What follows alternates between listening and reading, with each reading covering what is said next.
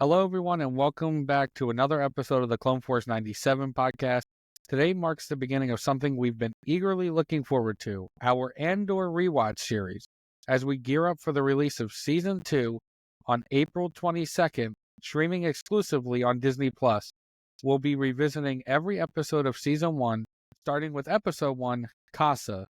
This episode drops us right into Cassian Andor's gritty, morally complex world with a stunning opening and flashbacks to his mysterious childhood on Kenari. There's so much to unpack, from haunting visuals to rich character development, which is why I'm passing it on to Charles, because he has some thoughts on the incredible opening scene. So, episode 1, Andor. Brilliant opening sequence with the lights passing by as he walks through the town. I always wonder, you remember in the very beginning when he's walking down those steps and there's like the different people in those little bubbles? Yeah. I still don't know what those are. And I watched it again. Those are practically prostitutes, trying to get him to hey, you want a good time? True. One of them does a sound that the midwife does at the end of episode 3. I forget what the sound is, and I'm going to look it up real quick. But yeah, no, it was a great opening sequence, and immediately the midwife droid goes Uba Uba, and when he's passing by one of these brothel characters or prostitutes, the character in the bubble actually does the Uba Uba, which is something that they use to soothe you. So she's trying to bring him in with this sense of warmth and calming, just like how we saw at the end of Revenge of the Sith when Luke and Leia are born. True. But yeah, I thought the first episode, we had talked about it, these were originally released, 3 episodes were released at a time. But I still feel like this episode did a great job of starting to build the world that Andor lives in currently on Ferrix and starting his journey. I will say, dude, just from the first episode, you can see that Andor has always been a very brutal sort of person sometimes, except for the people that he truly cares about.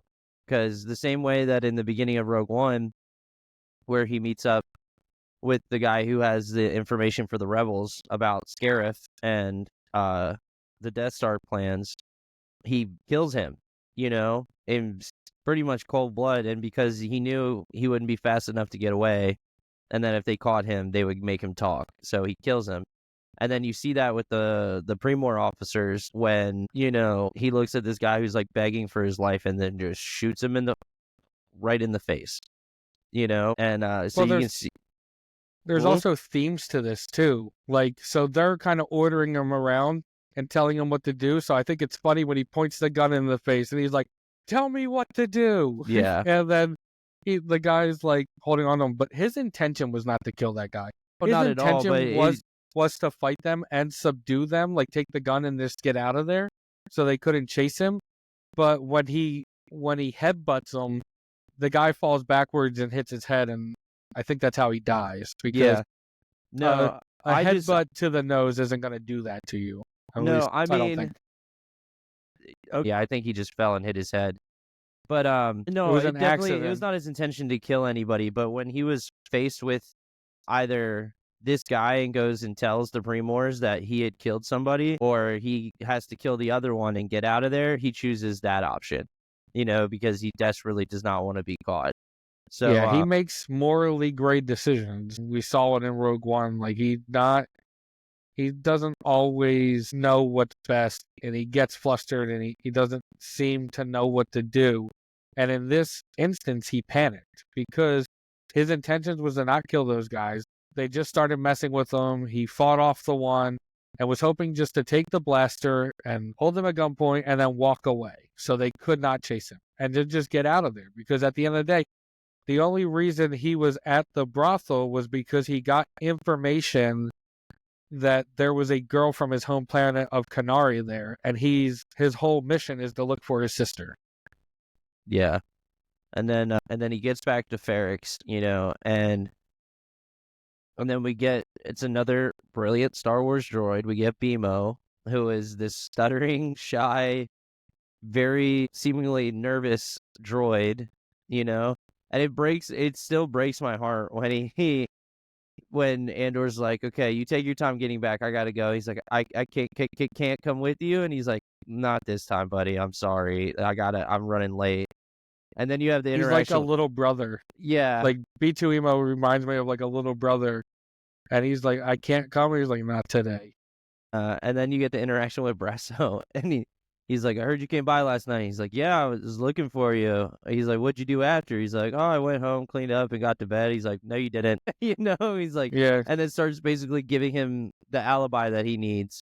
Yeah, because And then, he's still in this like state of panic from what happened the night before. But what that interaction says to me and his response to Andor, him be like, we went back to my place. You insulted my choice of beverage. I took offense to that. This just told me that this is not the first time he's done this to Brasso. Like he's definitely hit Brasso multiple times being like, hey, you and I were here at this time because something happened. Can't tell you. Please vouch for me. And Brasso's just like, oh, okay, dude. And which is a sign of a good friend. Oh, yeah, he's a brilliant friend. And then there's one thing that I'm curious about, and I didn't really look into it. I didn't do any research. But when they show the picture of the wall with all the gloves, there's only one panel on that wall that doesn't have gloves on it. And I'm wondering, because, at the end of that interaction, Brasso tells him, he's like, you need to come back to work. I'm wondering if those gloves are actually Andor's that are missing from that wall. That's a good theory. When this first came out, I saw new rock stars say that those gloves could potentially belong to somebody who died while working, which means they still have the gloves on. So I was like, that's interesting. But I didn't think that they could be Andor's, because obviously we don't see him work in this episode at all. We don't see him work in any of it. Well, we see him work later on. Against his will. Yeah, we don't really see him work at all in the entire series. Then the other thing that we see that was kind of interesting is that how they always tell you that it takes much more energy to lie than it does to tell the truth? Yeah, well, it would be well.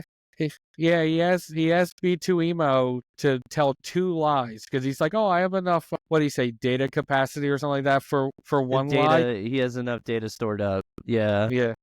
So he asked them, or is it power reserves? He had enough power reserve for one lie, and then Andor was like, okay, like, do this, and then he tells them 2, and B2 Emo was like, well, that's 2 lies. Like, B2 Emo was like, that's 2 lies, and Andor's like, okay, well, let's have them both, and he goes, well, I have to go back to charge. Because to be able to tell 2 lies is so much more powerful for the droid that he can't just do it with the power he already has. He has to go home to charge so he can get the lies ready. So funny, dude. So funny. And then what I think Andor really did right in this episode was the flashback sequences from time to time that start helping you understand where Cassian is from. And you meet his sister, and you meet a bunch of other children who, have no adults watching over them. They are living on their own on this planet, self-sufficient. They're a native tribe, and they think that somebody, when they see that plane, the Republic ship crashing, because this happens before the Empire takes over, because Cassian is much older, as we see in the first episode. So that is a Republic ship that's probably just been taken down by a separatist. This actually gets me into another point. We know what year it is in the first episode because in my research for doing this, this was the first time ever that Disney included an ABY or a BBY in a sequence of a show. This was the first time that Disney, the fans have always accepted the Battle of Yavin to be the 0 mark, and anything before to be BBY, anything after to be ABY. This is the first time that in canon that we saw an ABY or a BBY marker in a show. Which I wish they would do a lot more, because I like to know when things are supposed to be happening. Yeah, they still do it. I wish they would have done it in the first episode of Skeleton Crew, but the fact that you still see Vane and you don't see Gory and Shard, knows that it's happened after that event in Mandalorian season 3. So you know where you're at in that timeline. So Yeah. I think that's why you don't need it, which is why that show is a Mandoverse show. Yeah. And then, we're introduced to a really interesting character who does a very good job of making you not like him, which is the deputy supervisor of the Premor authority. What a pick me. Dude, that guy sucks, dude. Well, okay. Here's the thing. Okay, in real life, if a cop was like, yo, 2 cops were murdered and we gotta do something about this, and the chief of police was like, no, we don't. Make up a story, say something happened, it's their fault. That would be a little concerning. But also, why would 2 cops be in a brothel?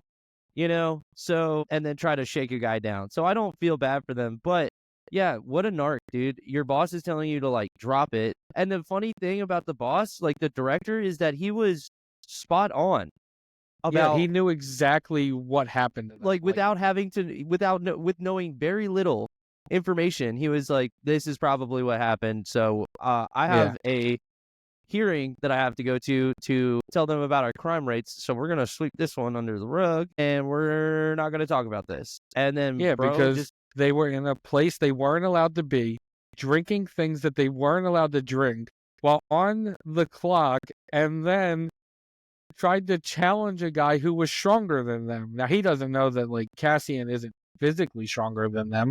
He's just smarter. He just knows that they picked a fight with the wrong person, and unfortunately they paid the price for messing with him. And he had it down pat. But yeah, the deputy supervisor could not let it go. Like, he was like, no, these are Premor officers. And, like, he was like, I don't care. The deaths of 2 Premor employees don't concern, make you da-da-da-da-da. And he's like, it's bad timing.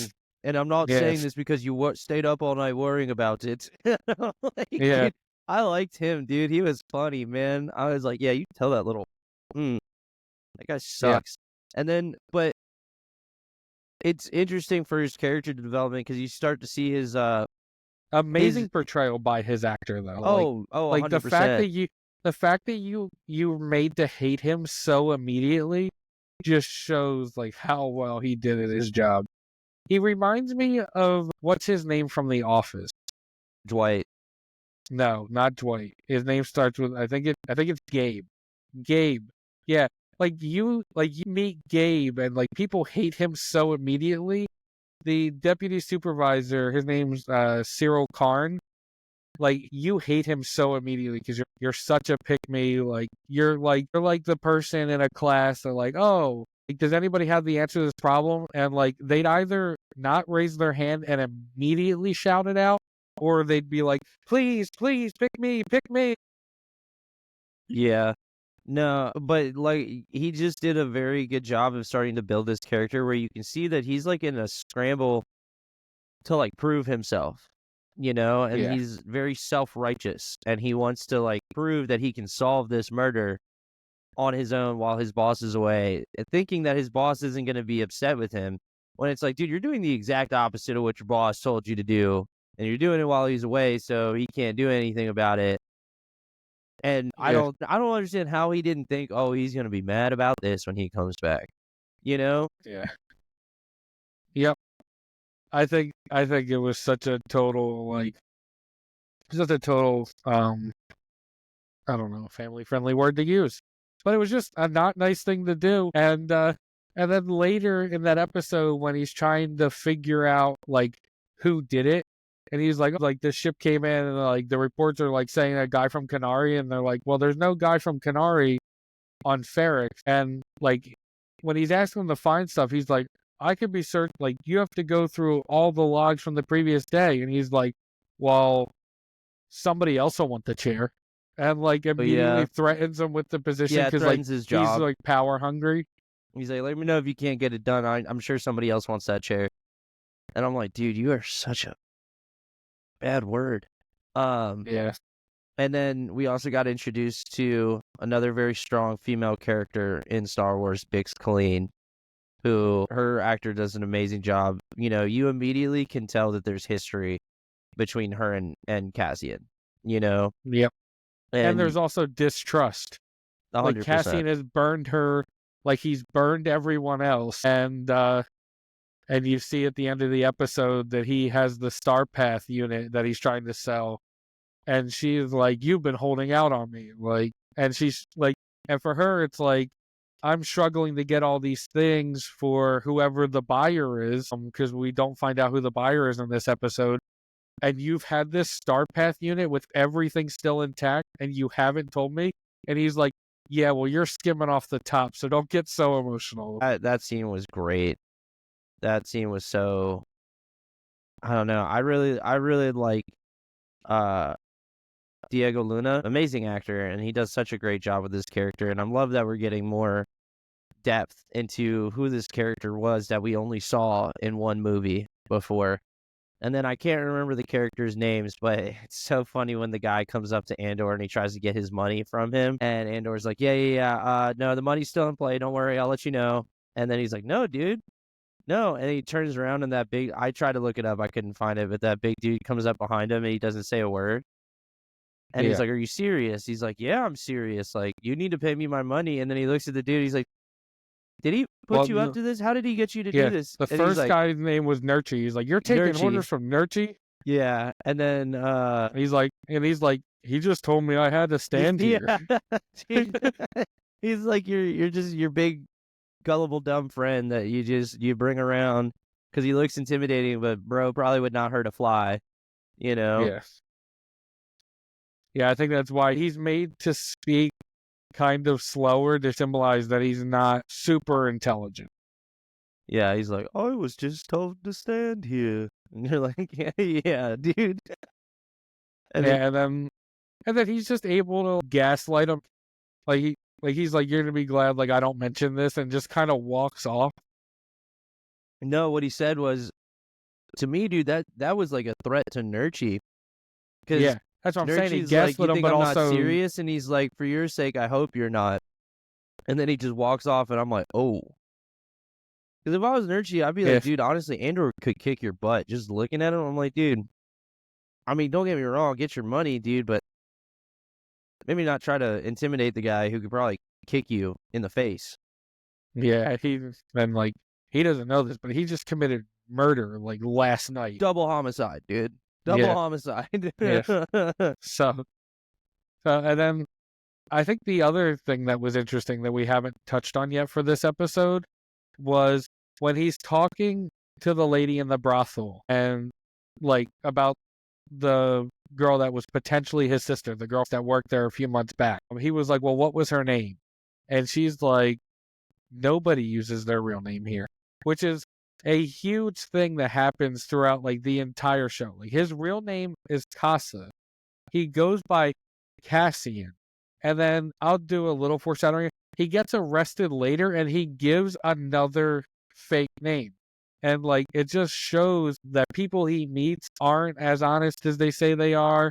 And like the whole huge theme is that nobody in this show is going to be really who they say they are. And then it's funny because she's like, nobody uses their real name. He's like, okay. I would have been like, okay, but what was the name she used? In case that's her alias that she's going by, dude. Like, I need to know. That scene was funny because she's just like, what? Are you a boyfriend? He's like, I don't have a girlfriend. And she's like, okay. And comes back and tells the information. She goes, okay, seriously, what are you?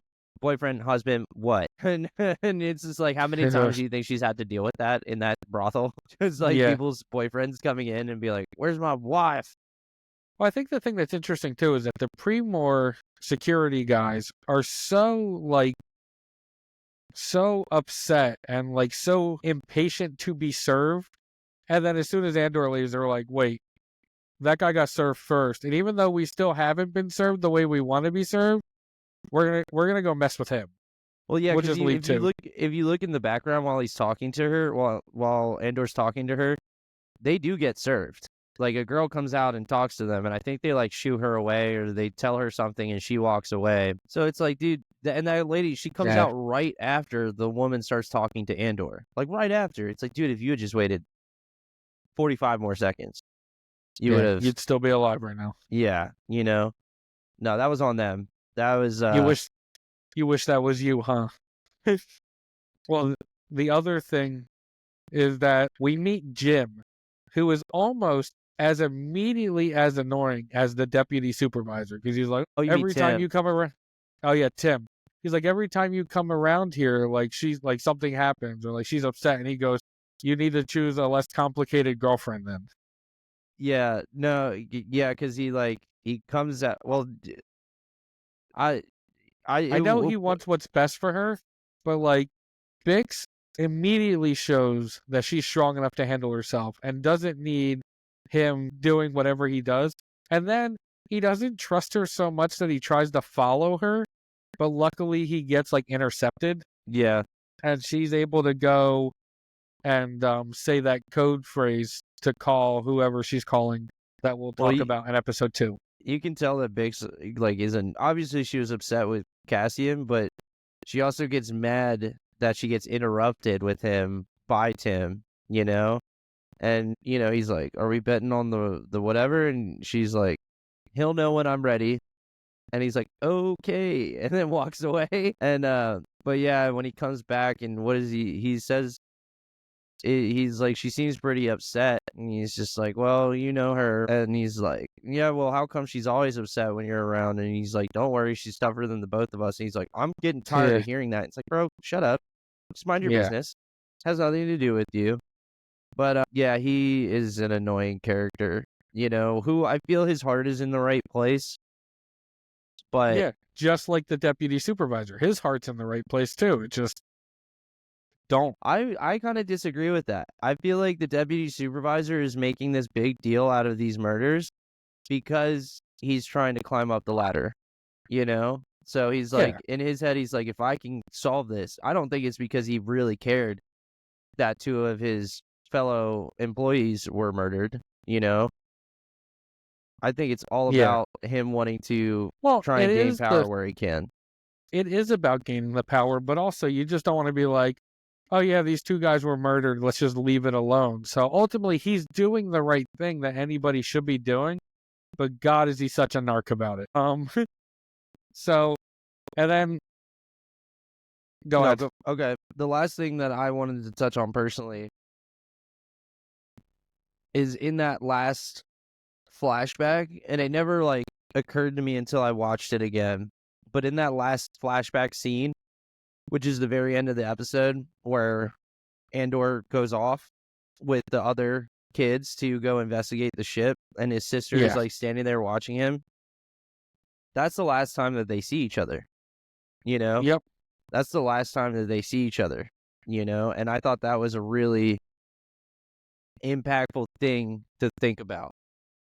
Yeah, and it shows you how much it weighs on him, and like you can see it because in the beginning of the episode when B2 Emo's saying Cassian, it transforms into Casa. He doesn't actually say it, but Andor's like dreaming of it, like he's like, and that's what causes the flashback for us to see. And then the last thing that we had for this episode was that he sneaks back onto the ship that he took out, and he's like, oh, I'm just leaving it better than I found it, because he's taking out, what's he taking off the ship? It's essentially the ship log. Yeah, he's taking out the log of the ship and replacing it with a new one, and the guy's like, you know what, I don't want to know, just fix it, don't tell me, and then leave me alone.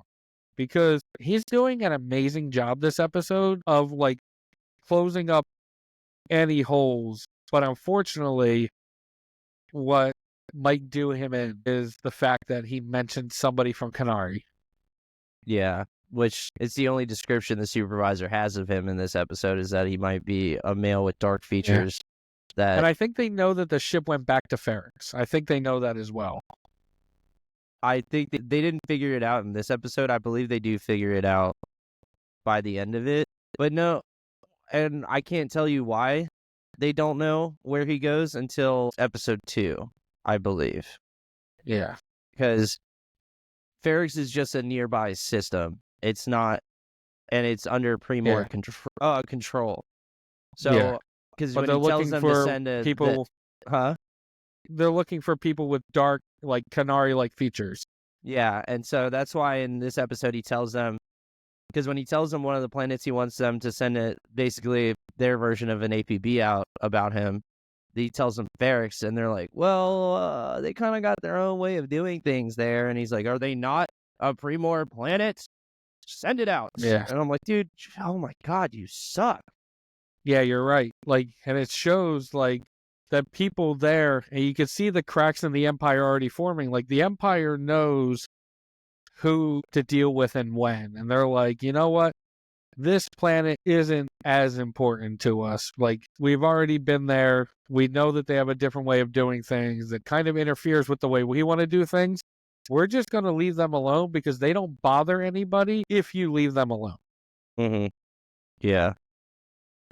No, all in all, this episode is a great way to start the series. Guys, if you have just started watching Andor, or if you are a big fan of it, we definitely invite you guys to jump in on the conversation in the comments. Let us know what some of your favorite moments were, for sure. To me, Andor is, one of the best Star Wars series that they've put out, just because it was a series that stood alone, just like Rogue One did, except for obviously the final scene with Vader. But it stood apart from needing the Jedi or the Sith to dictate the story and to move the story along. It was very much its own show, which is what I love about it so much.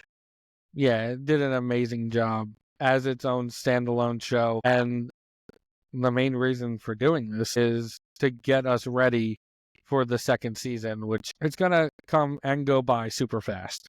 Definitely. Especially with how they have it set up. Yeah. I think the way they said they're doing season 2 is like every 3 episodes is going to be a year, pretty much. So like a year in time. So like episodes 1, 2, and 3 will be 1 year, 3, 4, 5, and 6 will be another. We're going to get like a speed run through the last 4 years of the Galactic Empire. I hope ultimately he finds what he's looking for, or has a chance to find what he's looking for. Well, because, and without spoiling anything, that the whole looking for his sister thing is totally put on the back burner during the events of this season. I don't think it gets mentioned ever again after the first few episodes. He never finds out. I think he's actually specifically told to stop looking, and I hope he finds her before Rogue One happens. Like, I hope ultimately his sacrifice is rewarded in some way. 100%.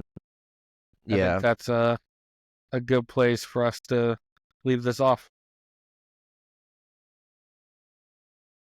And that's it for this episode. Thanks for tuning into the first episode of our Andor Rewatch series. We're thrilled to dive back into this incredible show with all of you, and we're hoping you're just excited as we are for the journey ahead. Don't forget to like and subscribe to Clone Force 97 on YouTube, and rate and follow the show on Apple Podcasts, Spotify, or wherever else you get your podcast. And don't forget to follow us on TikTok, Facebook, and Threads for updates and upcoming content.